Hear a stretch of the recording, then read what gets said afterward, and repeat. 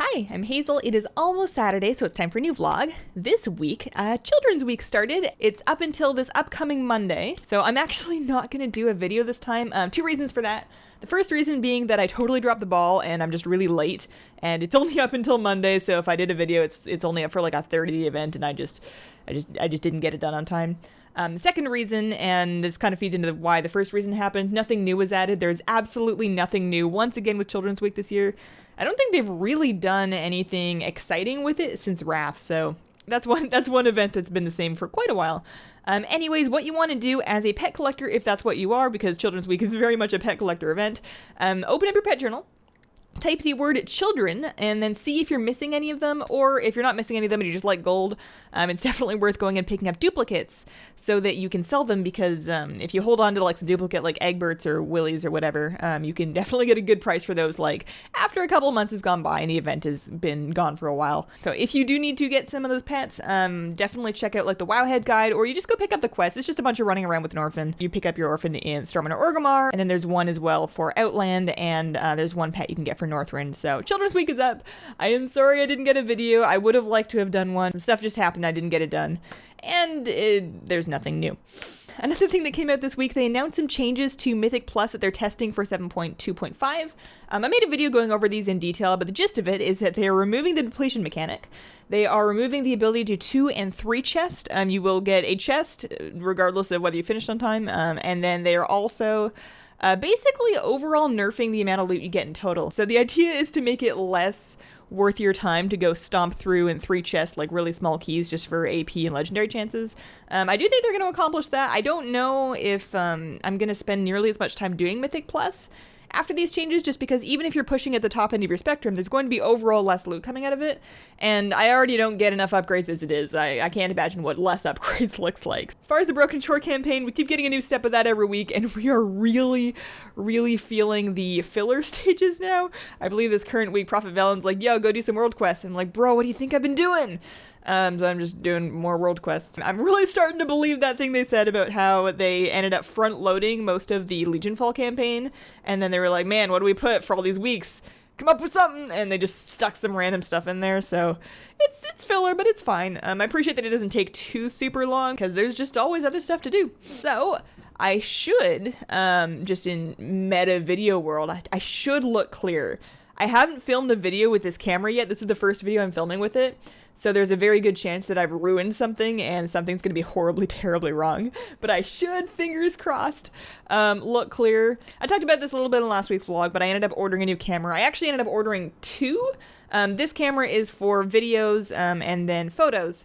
And then I actually have a separate camera that's a webcam for streams, because apparently it's not good to leave this thing on for like 3 hours at a time while I'm streaming. So I've been spending a lot of time working to get these properly set up. I still have some fiddling around to do, sorting out where like I put the lights exactly, and just getting all my settings sorted out. But I'm overall very excited, and hopefully this is a sharper video than before. Also want to take a very quick moment to say thank you guys so much for helping me get to 40,000 subscribers. We are officially past 40K. I'm confident that if we can kind of keep up this video schedule, and if Blizzard keeps up the thing they're doing where they're pushing up patches really frequently, I'm sure that we can get to 50K relatively soon, and hopefully 100K after that. That would be cool. They give you like a little silver play button at that point. What else did I do this week? So I finally, this is kind of related to last week, because last week I talked about how I have everything except for a Death Knight. This week I made a Death Knight. And the reason for that is I went on to Warcraftpets. If any of you are not familiar, Warcraftpets is an awesome website to track your pet collection, and I strongly recommend it. It's also got like pet forums, and it's just great. But I went on to Warcraftpets and I updated my pet collection. I haven't done this for a long time. So Warcraftpets, when you log your pet collection with them, and it automatically happens, it connects to the armory. You don't have to enter your pets manually or anything crazy like that. But when you connect it with your pet collection on your armory, it will give you a score depending on how many pets you have, how many of them are upgraded to rare, what their level is. It doesn't count any duplicate pets, you don't have to worry about dupes, but it gives you a score. So this is very similar to the whole thing that we went through like 2 or 3 weeks ago with the spreadsheet that tracks and ranks you against your guild. This will rank you against other users of that website and then people on your server. And I was a little bit obsessive about this in late WoD and also to some extent in Mists of Pandaria. And I know back then I managed to crack into like top 8 of my server. Randomly, Lightbringer has like a lot of really hardcore pet collectors, but I've fallen to rank 15 on Lightbringer, and this just won't stand. So I'm putting a little bit more effort in now to try and catch up the new pets that I've got, to fill out my collection with the new pets that have come out that I've just haven't gotten yet, and hopefully I can reclaim my spot at least top 10 Lightbringer. I would ideally like to be number 1, but I've seen the person who's number 1, and that person has more pets than I will actually be able to get. So yeah, so to that end, and also related to the Death Knight thing, I made a Death Knight because Death Knights have 3 whelps available in their order hall. They are not cageable, so you must have a Death Knight in order to get them. And I thought they were 20,000 order resources each. Apparently that was just like a PTR placeholder. They're only 1,000 order resources each, which is much better. But you need to have an order hall, you need to have a Death Knight, so I made a Death Knight. I was thinking about leveling him, but I really don't have any time, so maybe I'll just keep making gold like the way I normally do, and then once I get enough Battle.net balance for a boost, maybe I'll just boost a Death Knight that I have no intention of playing just to get 3 whelp pets for order resources. I actually might do that. It's 3 of them, and they're cool. So yeah, I started in Death Knight. Because I'm not planning on actually playing him, I decided to have fun and make a male character. Normally, if I'm playing a character and I'm gonna actually like spend some time progressing that character, I usually play female characters because I can kind of connect to them a little bit better. But if I'm just doing something for fun, or if I already have copies of a character and I just have an extra one for reasons, I like to do male. So I went with a male Draenei because I love male Draenei. I love their build and like their dance and their animations. I love male Draenei. So I went with a male Draenei Death Knight, and he's going to help me get some whelp pets. As far as videos from this last week, you might have noticed I didn't upload all that much. I was a little bit under the weather. I was not super sick, but I was a little bit ill for the first couple days this week, so I definitely didn't get as much work done as I wanted to. I feel really bad about that, but I'm feeling a lot better now, so hopefully this upcoming weekend, by hopefully, I mean definitely, I have a whole bunch of videos planned. I'm very excited about them, and we should be back to a normal schedule. As far as yesterday's stream, yesterday we did the first official Patreon baking stream. We did conjured mana strudels. It was really fun. The strudels turned out pretty good. They looked kind of wonky when they first came out of the oven and I was first like showing the pictures, but once you actually slice them up, because it is a huge strudel, it was like, I'd say a baby-sized strudel, but I'm pretty sure it was bigger than a baby. Once you actually slice it up into pieces, it actually looked very much like a strudel you might buy somewhere, and it was delicious. It was so good. Although, I did completely forget to, I bought fresh raspberries to garnish it with, to put on top of it. Completely forgot to add the fresh raspberries. So I've been doing that as I've been eating it, but I totally forgot to do that in the stream. The full VOD of that stream is going to be made available on YouTube, just like the last one, but I need to fix an audio issue that happened first, so I have to actually go back and edit that and then re-upload it. I'm thinking Sunday. I think Sunday is probably when I'm going to put that out. And questions for this week. Philip asks, hey, would you take the time to fix the Tiny Terrors of Tanaan guides? One of them is wrongly named, and could you please remove the Hellbomb video since that doesn't work anymore? So, this is something I actually already started. Back a month or two ago? Probably more than 2 months ago. I have no frame of time. But I did start going over and redoing my old Pandaria and Tanaan pet battle guides that no longer worked due to the Hellbomb change and some other adjustments. As far as Tanaan, I completely redid and re-uploaded the Felsworn Sentry and the Direflame guides.